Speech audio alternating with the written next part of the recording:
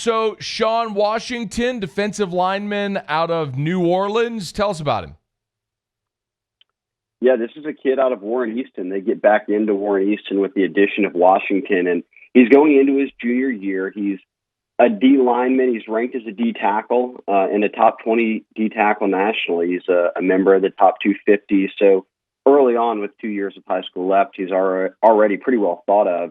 And he's a big kid, 6'4", 295. He can kind of play really multiple spots across the line with his size. And the kind of interesting thing here, and I think this will play out more and more for a different reason, because kids might not have football in some states, but he didn't play last year because he transferred in from John Ehret, where he played his freshman year, but picked up offers from LSU, Bama, Florida, all these different schools before he committed to LSU. Because of his size and certainly being a part of Warren Easton's team and not playing, coaches still come through it there and see practices, and obviously he stands out. But I guess the interesting part of this becomes what happens for Louisiana high school football this fall, because if they push it back or worst case scenario don't play it, a kid like Shone Washington will be going into his senior year committed to an SEC program with a bunch of SEC offers and won't have played football since his freshman season, in large part because he had to sit out that 1 year, and now we'll see what happens with his junior season. So could that potentially negate his offer? No, because I think that's going to speak to a bigger thing of colleges are going to have to rely so much more on, and we already know high school football is being pushed back in some states or canceled completely in some states, and LSU talking about pushing back in states or spring football has commitments in California. They have commitments in Virginia. So it's already affected them to the point of their evaluation where these kids aren't going to play a senior year this fall and are signing in December. Now, obviously, we're getting ahead of ourselves with Shone Washington. Hopefully, Warren Easton and all of Louisiana is playing high school football this fall, even though it's on a delayed schedule. But it makes the evaluation process interesting because not just a kid like this who transferred and sat out, but everybody could be at risk of losing a full, not only season, but have already lost a full spring and summer evaluation period, which is really when you're kind of in front of coaches and working hands-on with them, or more importantly, vice versa. They're able to work hands-on with you. And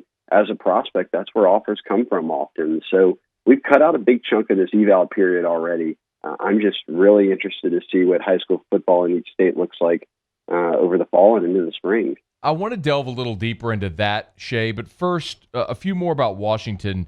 How did the offer come about? The offer and the recruitment with him go, obviously without even playing last year, from the LSU staff standpoint? Yeah, well, it starts early. And LSU, you've got a guy like Mickey Joseph recruiting the New Orleans area. Washington was a freshman playing at John Ehret. So they knew early on, okay, this is a big kid. He was already playing for a very good high school as a true freshman.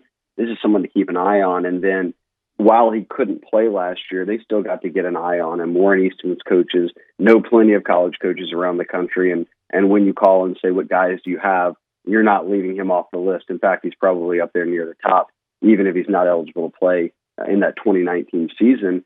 And then they got to, like, for instance, LSU. They brought him on campus in February, maybe into February or early March, but right before things shut down. And he talked about how that's when the offer came in person. And Orgeron said, look, you're so much bigger than you even looked in the practice cut-up film we had, and certainly bigger than your freshman season. And you're college ready now. And that kind of stuff, just in terms of how he looks. And that's part of the eval process. If you've seen his workouts, you've seen all this different stuff, but you haven't been able to sit down and talk with him and size him up, for lack of a better term. Visits like that are important, and it was important he made that visit because right before things got shut down is when he got his LSU offer. Shea Dixon's with us. He's on Twitter at Shea Dixon, Go 24/7. So let's talk about things moving forward, Shea. And I don't know that you have definitive answers, but this is obvious. I really just like your impression of how things are going to work. With the Big Ten and the Pac-12 not playing, how does that impact them, positively or negatively, in recruiting for the class of 2021?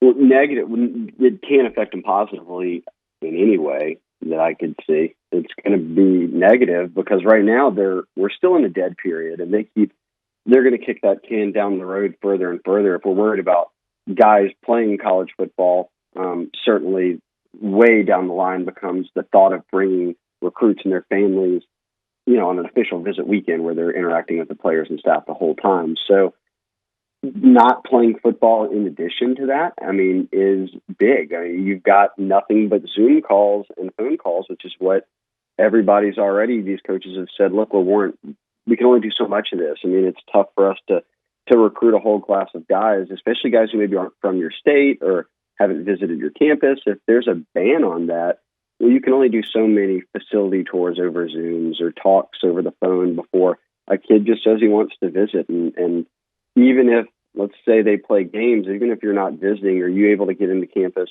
on an unofficial visit at some point? Are you able to watch them on TV and that puts them into the forefront? Those conferences are already out of that conversation, not to mention, you're talking about a recruiting world. The teams that are still hanging around right now, certainly recruits take notice of that versus the teams that, I guess you could say, already cut the cord early. So what about, if I were to play devil's advocate, what about coaches who aren't occupied with a season if they have more time to be in touch with high school recruits? Is that a possibility? Again, I'm just playing devil's advocate here. Sure, but if that would be an absolute truth if there were allowed to be visits. So, when you can only, like I'm saying, you can only call some kids so many times, and they're talking to all these other coaches anyways. Orgeron's talking to all these guys on game day. It's one of those things where he's able to balance it well enough to where a school like LSU isn't going to be hurt by something like that. No, I would say that you're still, everything else that comes with not playing, if other teams are playing, would outweigh that for me by a good bit. Shea, would there be a residual effect, meaning, okay, if just throw out a program arbitrarily, throw out Iowa, or a bigger let's say Penn State. Penn State doesn't play this year. Let's say that obviously affects their 2021 class. How much of a residual effect is there from not having this season to recruit not just the 21 class, but beyond? How long did the effects of not playing a season linger on the recruiting trail? Well, I would say at least 2 cycles, which you just referenced, the one you're currently in and the one you're coming up upon.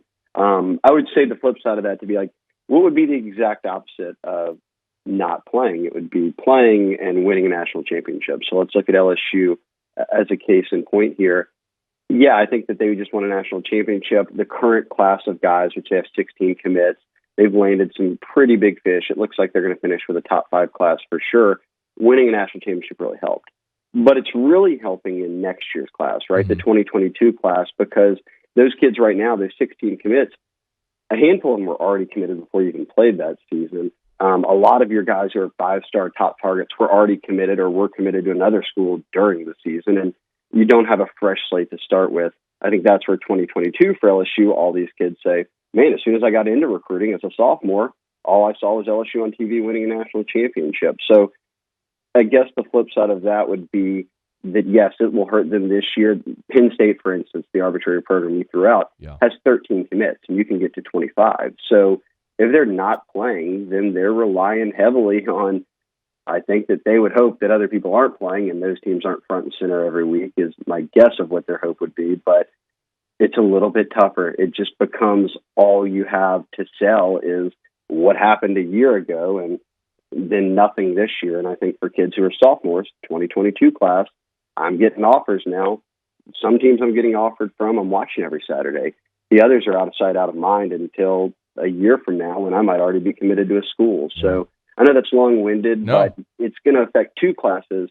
But my guess is it's probably going to affect next year's class even more. If we stick in this realm of some teams or a couple conferences or a few conferences are playing and 2 aren't.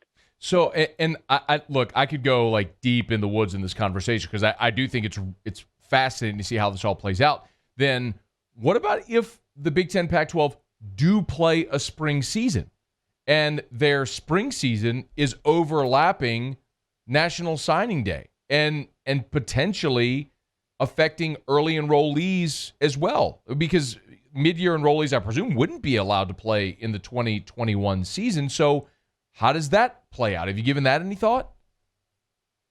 Well, I think the most interesting part of that is just what kids are already saying. My state's going to spring football, and I'm going to college, so I'm basically not playing my senior year. Corey Foreman, 5-star D lineman, number one player in the country, LSU certainly in the mix. California pushed it back in spring, and he said, all right, well, then I'm not playing my senior year. I'm going to go to high school this fall, whether it's virtually or whatever, and then January is just going to be on a college campus. So playing in the spring, you better not be hinging your hopes of finishing strong in this class off of spring football, which I have my doubts is even going to happen anyways, but for the teams that are saying we're going to play in the spring. But let's say that they do.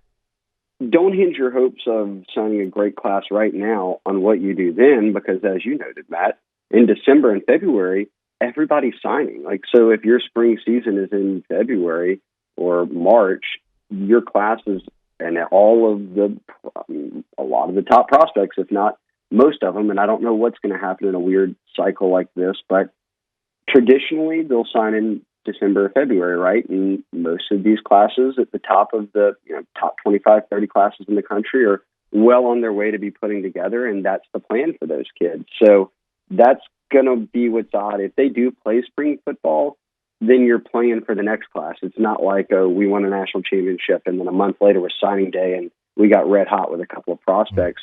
All of the kids are already going to be signed. So weird, man. Like the whole, I mean, everything about this, the world right now is weird. And that extends even not only in college football, but beyond into recruiting. So, hey, man, as this continues to develop, we'll certainly keep in touch. But the good news for LSU, 4-star defensive lineman Shone Washington, the number 11 overall player in the state of Louisiana, the number 18 defensive lineman in the country in the 24/7 composite. He is committed to LSU. So 2022 already off to a great start for Coach O and the staff. Shea, we appreciate it, man. We'll talk soon. Yeah, number one class for 2022. So going out on a high note right here with this combo. I appreciate you for having me on. Hey, thanks so much for watching. Please leave your comments. I love to interact, and be sure to hit the red subscribe button below.